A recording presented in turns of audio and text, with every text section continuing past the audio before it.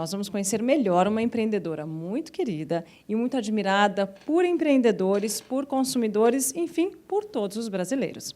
Nós estamos falando de uma mulher que, aos 12 anos de idade, já abria mão das suas férias escolares para trabalhar. Uma mulher que agiu de forma pioneira no varejo em várias frentes, criando lojas virtuais e promovendo mega promoções.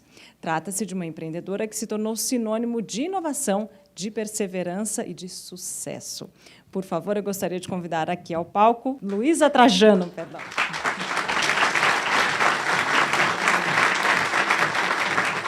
Boa noite a todos. É muito emocionante tudo isso, né? E eu fiquei pensando ali no meu lugar, como todos nós temos muita coisa em comum. Quem mexe com tecnologia, quem mexe com avião e quem mexe com viagem. Esse é o empreendedor, né? Parabéns a vocês, da Editora Globo. E por que será, né, minha gente, que nós estamos falando tanto em empreendedorismo? Eu acho que é muito importante a gente tomar um pouco de consciência desse momento. Ao mesmo tempo, Gilberto, que realmente a tecnologia avança como uma coisa importantíssima. Nesse momento, eu devo ter mais de 1.000 concorrentes, que é só você entrar no site com um clique, você compra. Ao mesmo tempo que os aviões estão tão modernos. Esses dias eu fui falar na Google, para o pessoal da Google aqui do Brasil, e é uma coisa interessante. Como que a gente cresce e desenvolve, o mundo tem uma velocidade muito grande, mas nós estamos voltando muito aos nossos princípios. Nunca um engenheiro poderia falar tanto de valor como está falando, e tantas coisas que a gente está vivendo. E é impressionante, minha gente, se há 10 anos atrás, como é que a gente imaginava que as pessoas fossem viver, que hoje as pessoas queriam tanta interação. Quando a tecnologia começou a existir, o que a gente mais achava é que as pessoas que compravam na internet, ela não queria saber de nada, de nenhuma relação. Ai, essa luz atrapalha tanto, né? Então, assim, porque eu gosto de ver o público. Então, na realidade, quando é que a gente achava que as pessoas pudessem gostar tanto de interação? Se der tempo, eu vou passar um vídeo de uma cliente que chama Luciene. Eu só estou querendo que a gente aumente o nível de consciência das mudanças profundas de valores, que, quando a gente imaginava que a gente fosse ter um desenvolvimento tecnológico tão grande, as pessoas quisessem tanto interação e conversar. Então, quando a gente criou o nosso site, e a gente foi um dos primeiros a criar, depois, rapidamente, eu vou contar a história, porque a gente já tinha uma loja virtual louca desde 91, a gente teve sempre, eu falava, vamos ter interação, vamos conversar. O pessoal falava, o pessoal não gosta, quem mexe com a internet, mas devagarzinho a gente foi tendo várias personagens e, por fim, a gente teve a Lu.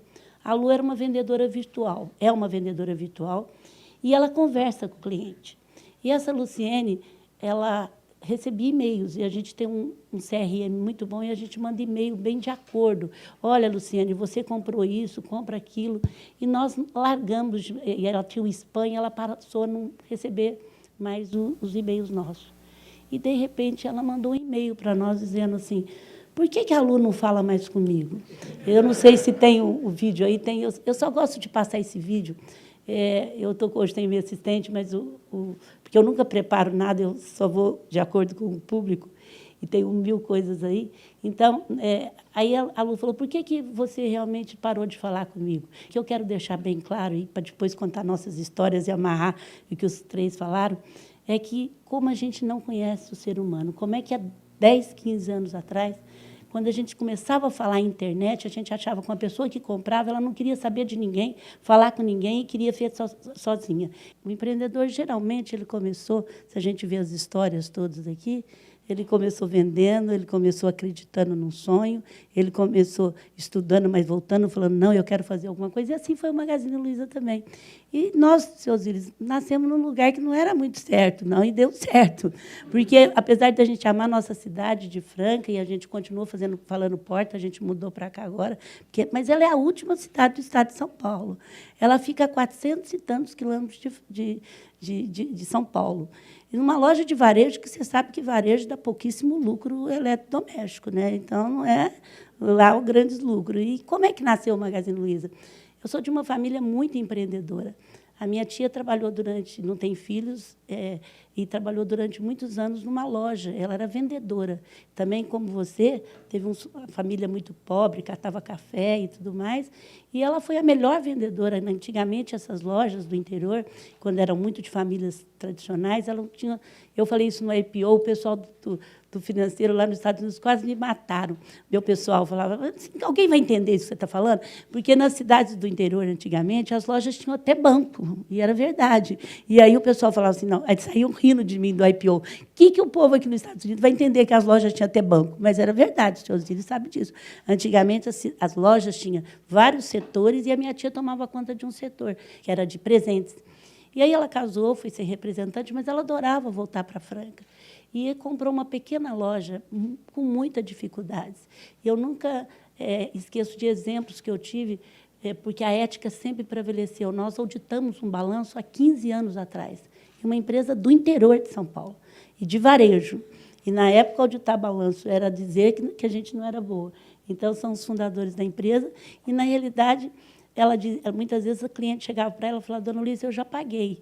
E ela sabia que a cliente não tinha pago, mas ela devolvia o dinheiro para a pessoa não falar que ela era desonesta. E ela dependia daquele dinheiro para sobreviver. E aí a família começou a ajudar. E olha para você ver, eu tive uma sorte de ter uma tia empreendedora com muito pouca inteligência emocional, pouquíssima, e uma mãe com muita inteligência emocional, porque com 12 anos, eu, por ser sobrinha única, filha única, eu adorava dar presente.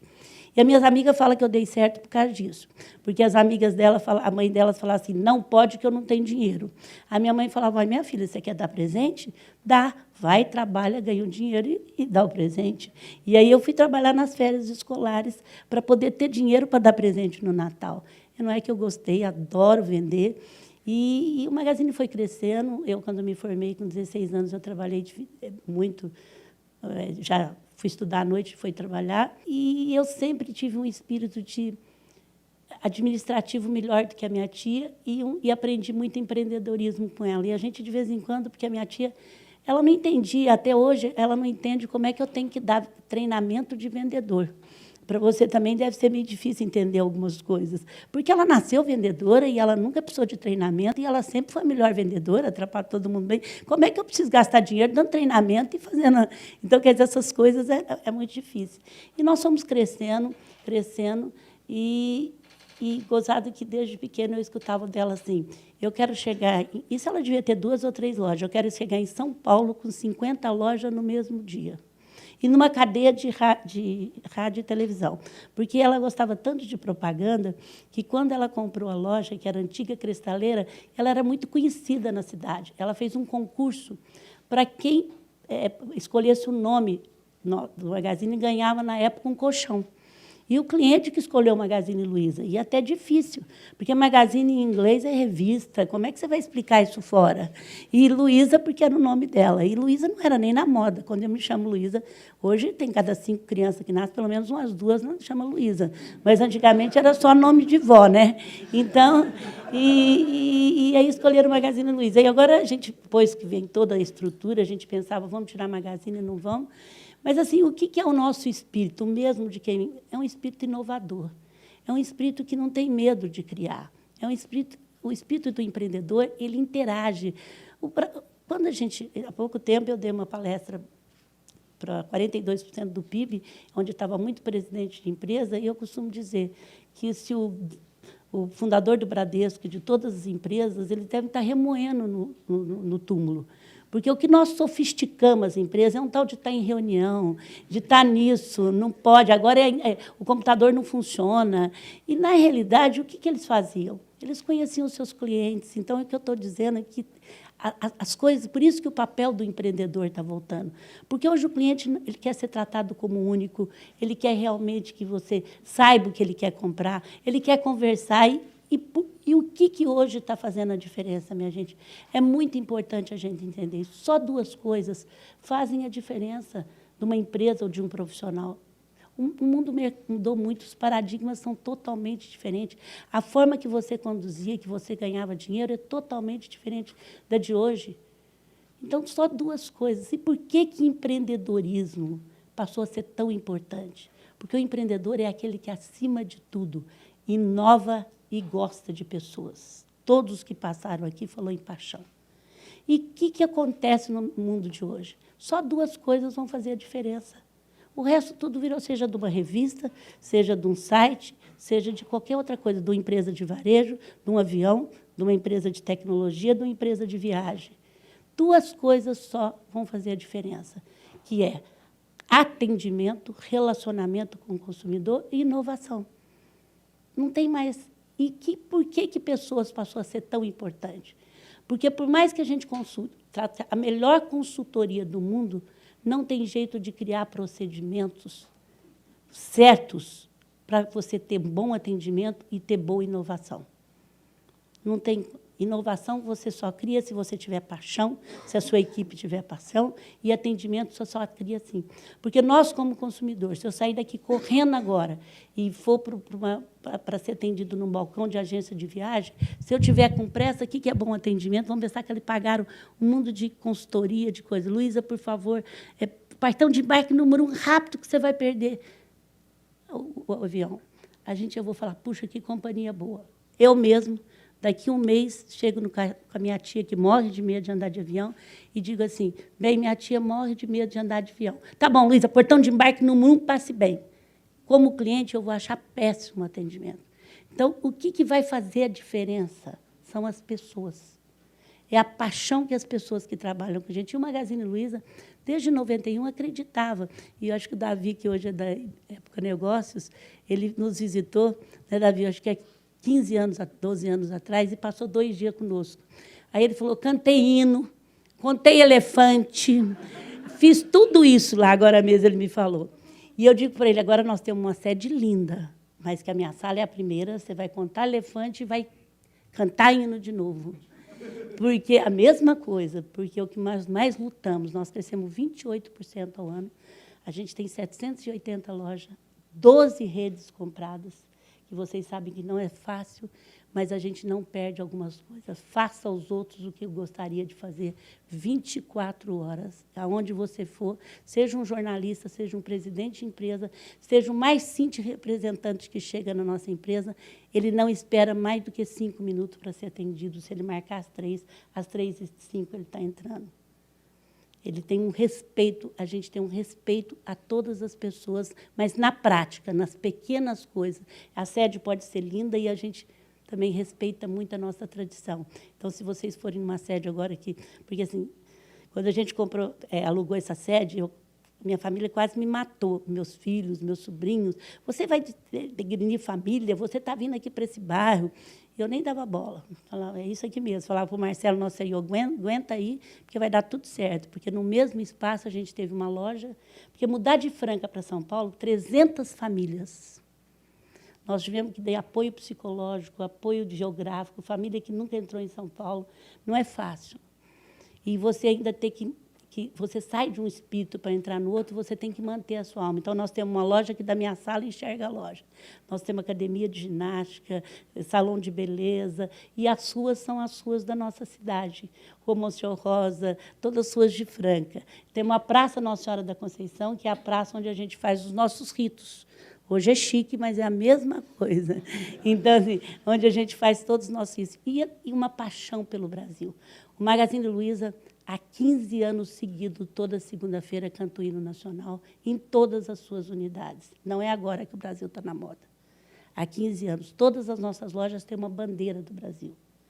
E eu digo agora aos empreendedores que estão aqui, que estão assistindo a gente, nós que viemos aqui na frente, já enfrentamos mais de 20 moedas, já cortamos muitos zeros, já mudamos muitas tabelas, já tivemos o RV, já tivemos um mundo de coisas, a gente amanhecia de um jeito e dormia do outro. Eu vou numa feira nos Estados Unidos, estava falando, há 9 anos. É uma feira, é uma NRF de varejo. E eu sou uma brasileira muito apaixonada pelo Brasil, mas assim, na prática mesmo. E aí, o que aconteceu? Eu ia lá, minha gente, a maior delegação era do Brasil. Ninguém falava nesse país. Chegava no fim do dia, a gente estava em 200 brasileiros, eu queria matar aquela presidente da NRF. Uma mulher não dá bola para o Brasil, nós não vamos voltar aqui mais, e baixo-assinado, e nada, o outro ano a mesma coisa. Eu falo, que maravilha, eu celebro eu estar vivendo este momento. Eu fui agora este ano